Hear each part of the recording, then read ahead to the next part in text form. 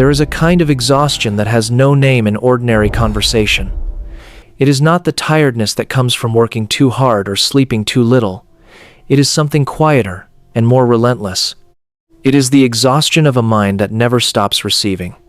A mind that walks into a room and instantly registers the tension between two people who are pretending everything is fine.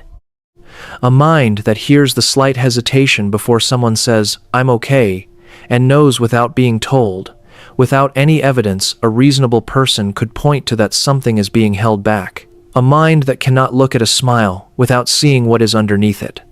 If you know this feeling, this video is for you, and if you have ever wondered why your mind works this way, why you cannot seem to simply observe the surface of things, the way other people do, the answer is not that something is wrong with you.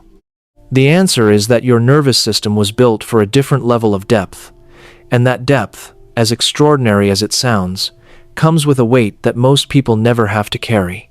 Welcome back. I'm your host. Let's get into it. The first thing to understand is that this is not personality.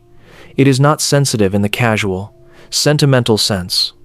What psychologists call hypervigilant perception is a nervous system that has been trained, often from a very early age, to process the environment at a level far beyond what most people do automatically.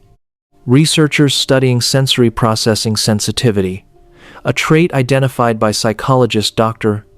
Elaine Aron, found that roughly 15 to 20% of the population has a nervous system that processes sensory and emotional information significantly more deeply than average. Their brains do not just receive more information, they process it more thoroughly, hold it longer, and cross-reference it against everything else they have already stored. The result is a person who does not simply look at the world. They read it constantly, whether they want to or not. And this is the part that does not get talked about enough, whether they want to or not. Because people assume this kind of perception is a choice. They assume it is something that can be turned down like a volume dial. It cannot. For people who notice too much, the mind is not a camera that they point deliberately. It is a radar system that is running 24 hours a day, scanning, cataloging, detecting, and flagging without rest, without pause, and without permission. A coworker's expression shifts for half a second before they compose themselves. Flagged. A friend laughs a little too quickly at something that was not quite funny. Flagged. A partner says, "I'm fine," but the phrasing is slightly more clipped than usual. Flagged. Most people never register any of this. For someone who notices too much, not registering it is simply not an option. And, living inside a machine that never powers down, produces three very specific and very heavy consequences. The first is what could be called the burden of knowing without proof.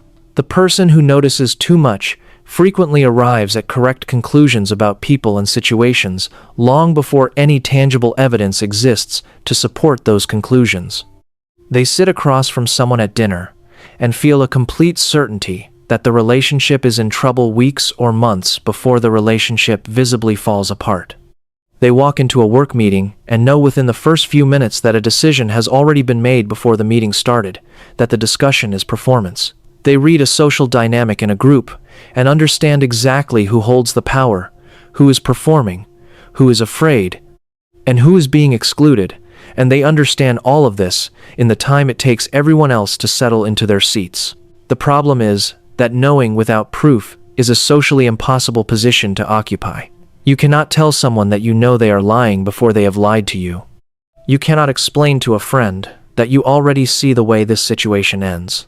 You cannot articulate a certainty you arrived at through a process that has no visible steps. So, what happens is silence. The knowledge sits inside the person, unverifiable, unshared, and deeply isolating. They watch events unfold exactly as they privately predicted and feel not triumph, but a hollow, particular loneliness. The loneliness of someone who sees a storm coming and has no language anyone will accept as a valid weather report. The second consequence is chronic overstimulation dressed as anxiety. This is one of the most misunderstood aspects of the hypervigilant mind. Because the system is always on, always processing, always detecting and cross-referencing. It consumes an enormous amount of energy. Simple social situations that other people move through without effort. A party, a work event, a family gathering can leave someone who notices too much feeling completely depleted afterward. Not because they are antisocial, not because they are fragile, but because they were not simply present at that gathering. They were working the entire time. They were processing micro-expressions and undercurrents and unspoken group dynamics, and the gap between what was said and what was meant, in real time, for every person in the room that is not socializing. That is an 8-hour shift with no break. If you found yourself in this video so far, if you recognize this pattern in yourself, subscribe to this channel. We cover the hidden architecture of the mind here, the psychology that most people are living inside without ever having the language for it. Hit the subscribe button now and stay with us, because what comes next is the part that most people who notice too much have never heard anyone say out loud. The third consequence is perhaps the most painful. It is the consequence that sits at the intersection of extraordinary empathy and complete invisibility. People who notice too much tend to be, by the very nature of how their minds work, deeply attuned to other people's needs. They feel what is not being said. They sense what someone needs before the person has found words for it. They adjust their tone, their approach, their timing naturally, instinctively, often without knowing they are doing it to make the people around them feel genuinely seen and safe. And then something strange and deeply unfair happens. Because they are so adept at this attunement, because they are so quietly skilled at holding space and reading the room and showing up for people in exactly the right way, the people around them come to depend on it without ever recognizing it. They are treated as the stable one, the strong one, the one who always seems to know what to do. And because they have spent a lifetime learning to process their own observations quietly, to hold what they see without immediately broadcasting it, no one thinks to ask what they need. No one turns the attention around. They spend their lives seeing everyone else in extraordinary detail and moving through the world unseen themselves, not unloved, unseen. There is a difference, and it is a painful one. So, what does a mind like this actually do with what it carries? The answer cannot be to stop noticing. Attempting to shut down a process that is neurologically built into the architecture of your perception is not a strategy. It is a source of additional suffering. The question is not how to notice less. The question is how to build a different relationship with what you notice. The first shift is learning the difference between observation and obligation. Noticing that something is happening does not mean you are required to act on it, fix it, name it, or carry it. Most of what a hypervigilant mind registers is true and is also none of its business. You can see the storm in someone's eyes and simply let them have their storm. Perception is not responsibility.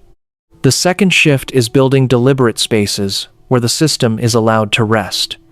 This is not avoidance, it is maintenance. A mind that is always receiving needs, environments, specific, chosen, protected, where the input is low and the demand is minimal. Solitude is not withdrawal for someone who notices too much. It is a biological necessity. Treat it like one.